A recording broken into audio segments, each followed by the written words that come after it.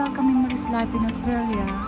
We are looking at an old house where David used to live out there when he was young.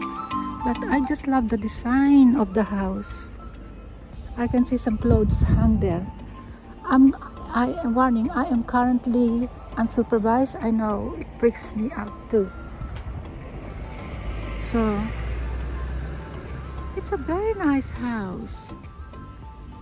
And there are some here you go guys, see, look at that. I just love the look, the garden and all, and I love the veranda. It's just so nice. Pity that no one lives. There's a hammock there, so obviously there's still someone living here. I just really love the look. If only Byfield, it's even got a name, Byfield House, 1902. Oh my god, like, look at that. I really think it's a beautiful home. And look, it's gorgeous. I would have loved to come inside that house. I wonder who lives here now. You can hear a fountain. It's gorgeous. There's a broken curtains upstairs. Oh my god. It's really a gorgeous house, I'm telling you. They got the balcony there. I wish I could go in there. So male 30. But the possibilities are endless.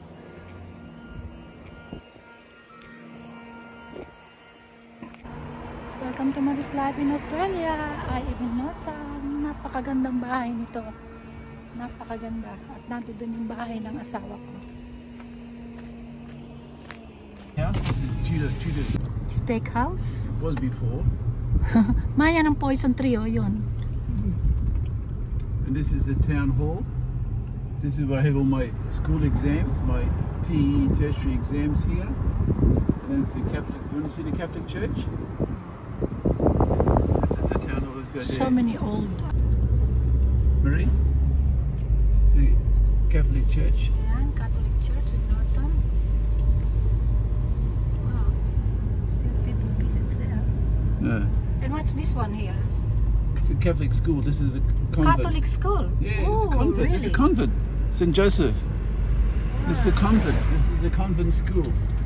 Welcome to Mary's Life in Australia. Nandito ako ngayon sa Northam. My husband grew up here, so he was showing us around. Ang main drug shopping center ng Northam. So I just want to go down here and look at some some of the real estate. This is one of the real estate. Main drug to ng ng Northam. So tingnan natin tong mga houses dito, kung magkano dito ang mga sold. Oh my god, kita nyo guys, you can still buy house here for 280,000, 3 bedroom 1 bathroom. Yeah, 169,000. That's it. 169,000. yeah. I told you we can still, if you want to, look at this one, 269, 3 by 1. And how big is the land? Big blocks here. Huh? The blocks of land is big here. I know, that's what I said. Look. Butcher shop down here. I've got the best meat you can buy. It is so good. My parents will only go to this place. Hotel 190 Northam.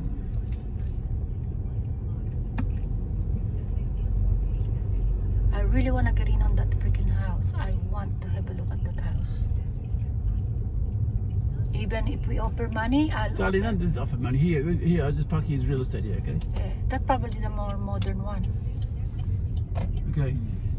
Okay. Help yourself. I just want to look. I'm looking at a real estate here. Everything is sold. Unbelievable, even in Northam.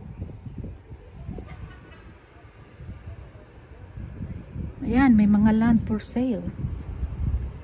235,000 for something like that.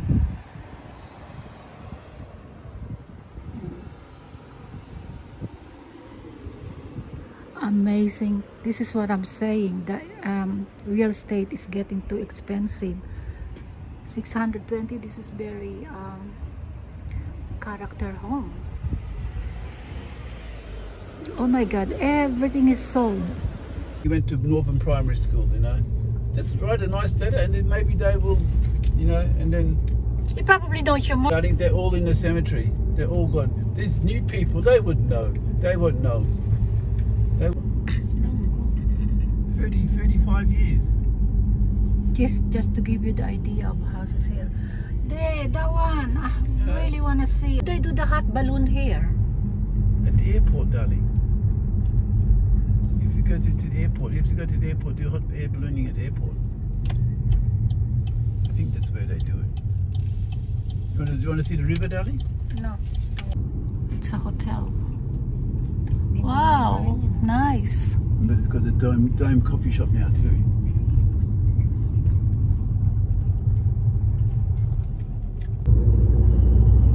There's a lady at the back. Bongga kaday. Bongga kaday. Naka-jeans yan. Jeans jacket matching yan. Mukha siyang tang-ager. Dry as a bone. See the river? Dry. This is where I was. Cemetery sa sa Mantle.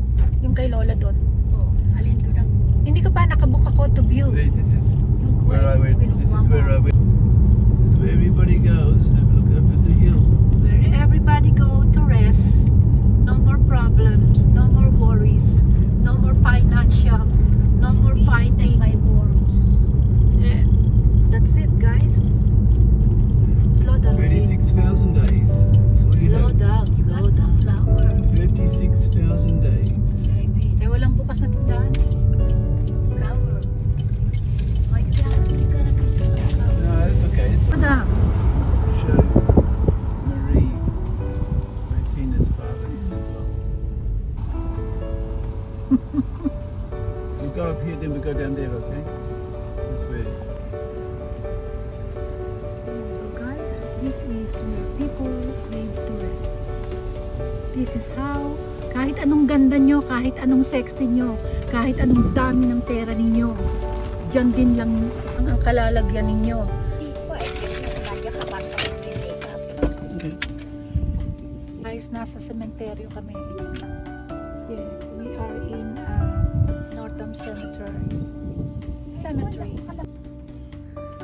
So many, what's that? I'm struggling to walk. Slowly, darling, slowly. She can't walk fast.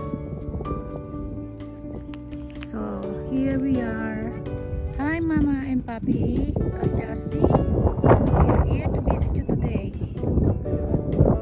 Nataon na answer day. Pag ako namatay, gusto ko ganito mataas. Tapos may mga nakataas na ganyan.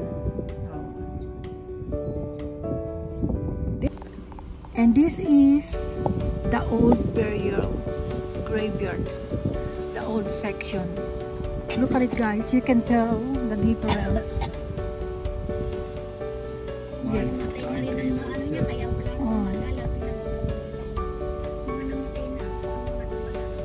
You can see there's no marble.